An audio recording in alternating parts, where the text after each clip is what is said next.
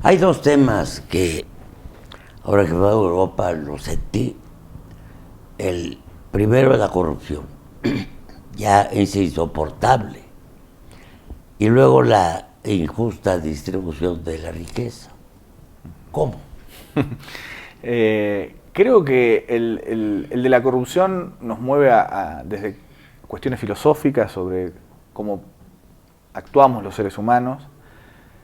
Hay teorías que basan todo su andamiaje en la idea de que buscamos el máximo beneficio.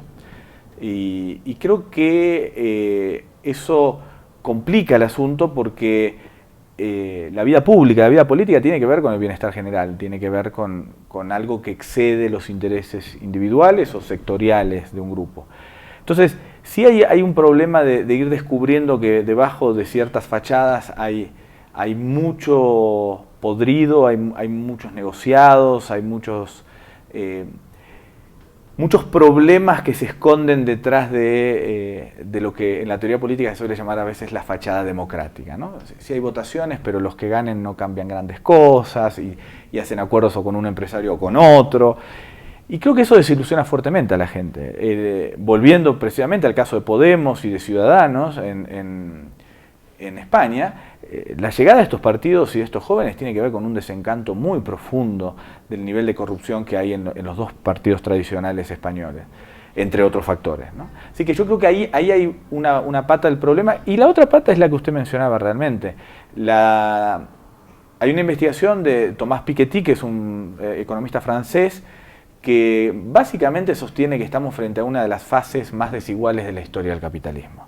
Solo está por arriba de esta fase los años previos a la Primera Guerra Mundial, que se venía de un librecambio total de casi 100 años y se habían llegado a los máximos niveles de desigualdad de la historia. Él encuentra que el siglo XX, por las dos guerras mundiales, por el estado de bienestar, amortigua un poco este efecto, y que desde los 90 en adelante otra vez se han desatado estas fuerzas que tienden a la desigualdad, ¿no? Él lo pone en una formulita muy sencilla que dice: cuando la ganancia del capital es más alta que el crecimiento de un país, entonces los que tienen el capital van teniendo más que el propio país, aunque suene extraño, y entonces se estira esta brecha. Y yo creo que hay países donde esta brecha está al borde, o puede estar al borde de problemas muy graves. México es uno de los países más desiguales de América Latina. América Latina es la región más desigual del mundo, porque con la desigualdad pasa algo muy interesante. No puede haber desigualdad si no hay riqueza. Entonces lo que pasa en nuestros países es que hay riqueza y hay concentración de la riqueza. Y entonces, como se concentra la riqueza, la desigualdad produce, entre otros fenómenos, un profundo resentimiento, aumenta la violencia. Incluso investigaciones sobre violencia demuestran que antes que la pobreza, el problema es la desigualdad. O sea, cuando uno siente que se está frente a situaciones de injusticia que hace a algunos tener mucho más de lo que necesitan para vivir y a otros ni siquiera lo necesario para vivir, bueno, estamos frente a un entorno en el que no serían de extrañar levantamientos que a veces no están organizados y que obedecen a necesidades básicas insatisfechas. Ahora usted decía que la democracia sin dinero no funciona. Sí, yo discutía con algunos periodistas en Argentina no hace mucho porque cada tanto a la democracia se le critica de que cuesta mucho. Miren lo que gana el diputado, miren lo que gana el senador, miren lo que... creo que si hiciéramos la cuenta de lo que costaría no tener diputados, no tener senadores, rápidamente lo perderíamos en otros aspectos, ¿no? O sea, lo que ganamos, lo que nos ahorramos de salarios, lo perdemos en libertades, lo perdemos en generar seguridad jurídica para los empresarios, lo perdemos en lugares que son realmente importantes, porque la riqueza pasa por ahí. Después podemos discutir si el salario es justo o no. Hay países que establecen el salario de sus funcionarios en función del salario mínimo del país. Entonces, si uno dice, bueno, en un país no puede haber 200 salarios mínimos como salario de un diputado. Y en esto Escandinavia siempre es un modelo, ¿no? Escandinavia, la diferencia entre los salarios más altos del país y los más bajos es una relación 5-1.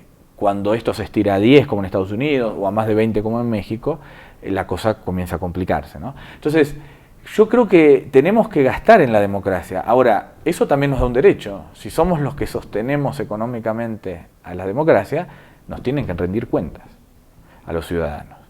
Y esto es algo que es una debilidad de nuestros países. Los políticos no rinden cuentas. Lo más parecido a rendir cuentas es la campaña.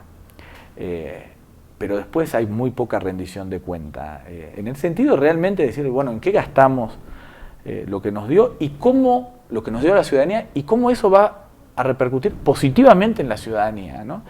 Yo creo que la política necesita este componente pedagógico. A la gente hay que explicarle, los políticos tienen que entender, tal vez porque soy profesor, pero los políticos tienen que entender que el ciudadano no está obligado a conocer los vericuetos del presupuesto del Estado, que es complejísimo.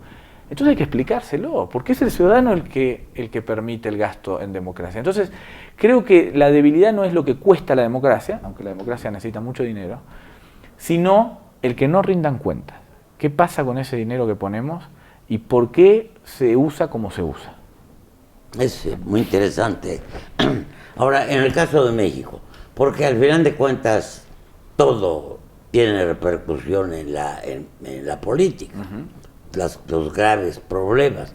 Por ejemplo, la caída de los precios del petróleo que pone en un predicamento la reforma energética, esta devaluación intempestiva, ¿cómo nos puede repercutir o a dónde nos va a llevar? Le ruego la respuesta después de estos mensajes.